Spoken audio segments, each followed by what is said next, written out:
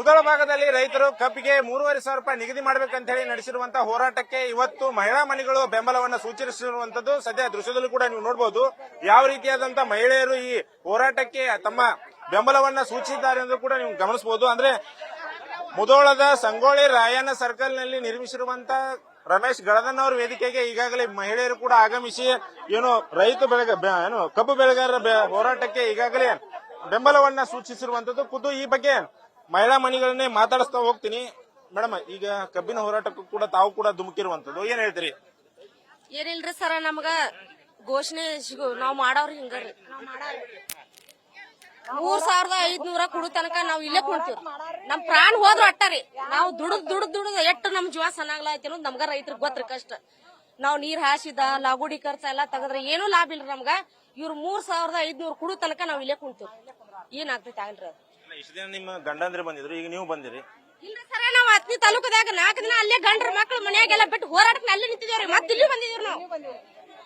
ಇಷ್ಟೆಲ್ಲಾ ಮಾಡ್ರು ನಮಗ್ ಕೊಡ್ತಾನಂತ ಹೇಳಿ ಕಿಸಿಂದ ಮತ್ತೆ ಉಲ್ಟಾ ಹೊಡೆದಾರ. ಈಗ ಇದನ್ನ ಉಲ್ಟಾ ಹೊಡೆದಾರ ಅಂದ್ರೆ ನಾವ್ ಎಷ್ಟ್ ರೈತರ ಇದನ್ನಾಗಿದೇವ್ರಿ ನಾವೀಗ. ರೈತರು ಬೆಳೆ ಬೆಳೆಯೋದು ಒಂದ್ ಕಡೆ ಆದ್ರೆ ತಮ್ಮ ಬೆಳೆಗೆ ಬೆಲೆಯನ್ನ ಪಡಿಬೇಕಂದ್ರೆ ಈ ರೀತಿ ಹೋರಾಟ ಮಾಡೋದು ಅನಿವಾರ್ಯ ಆಗಿಬಿಟ್ಟಿದೆ ಅಂತ ಅನಿವಾರ್ಯ ಆಗೈತ್ರಿ ಸರ. ಈಗ ಅವ್ರ ನಮಗ್ ಬೆಲೆ ಕೊಡೋ ತನಕ ನಾವ್ ಇಲ್ಲಿದ ಕದಲಂಗಿಲ್ರಿ.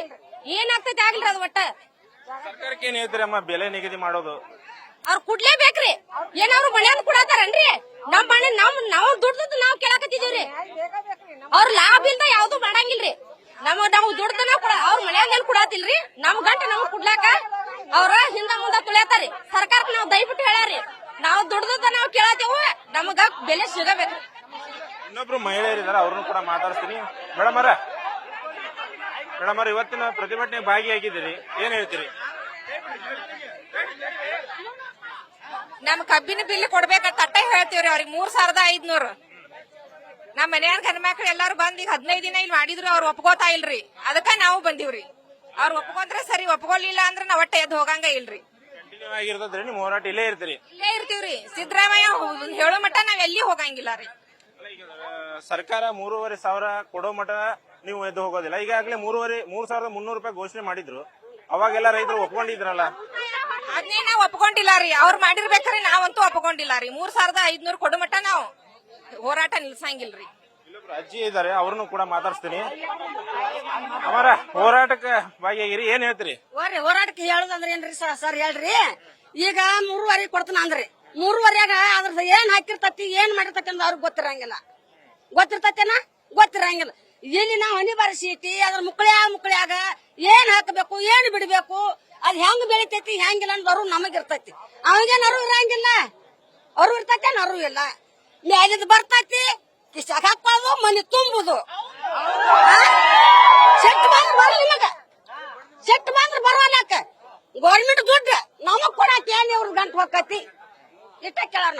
ಈಗ ಅವ್ರ ಅಪ್ಪನ ಗಂಟೆ ಹೋಗತಿ ಸರಿ. ಈಗ ನಾವು 300 ರೂಪಾಯಿ ಚಂಚನ್ ಹರಿಯಾಗಿ 7ಕ್ಕೆ ಹೋದ್ವಿ ಅಂದ್ರೆ ಚಂಜಿ 7 ಮಟ್ಟ ನಮ್ಮನ್ನ ನೀವು ಬಿಡಂಗಿಲ್ಲ, ಕಸ ತೆಗಸ್ತೀರಿ.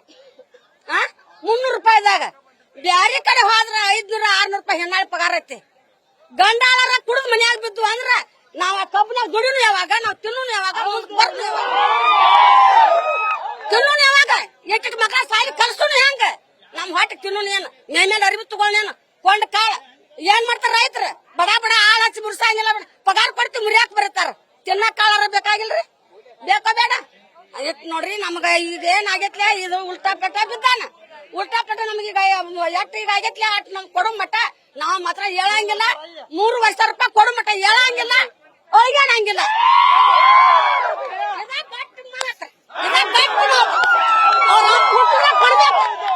ಅವ್ರ ಕುಡಿದ್ರೆ ಮನ್ಯಾಗ ಬಿಟ್ಟು ತಾಯಿಗಿಳಿಬೇಕು. ತಮಗೆ 3,500 ರೂಪಾಯಿ ಘೋಷಣೆಯನ್ನ ಮಾಡಲೇಬೇಕು. ಮಾಡದೇ ಇದ್ರೆ ತಾವು ಈ ವೇದಿಕೆಯನ್ನ ಬಿಟ್ಟು ಕದಲೋದಿಲ್ಲ ಎಂಬ ಮಾತನ್ನ ಮಹಿಳಾ ಹೋರಾಟಗಾರರು ಹೇಳ್ತಾ ಇರುವಂತದ್ದು. ಕ್ಯಾಮರಾ ಪರ್ಸನ್ ರೋಹಿತ್ ಜೊತೆ ಕೃಷ್ಣ ಹಾದಿಮನಿ, ನ್ಯೂಸ್ ಫಸ್ಟ್, ಬಾಗಲಕೋಟೆ.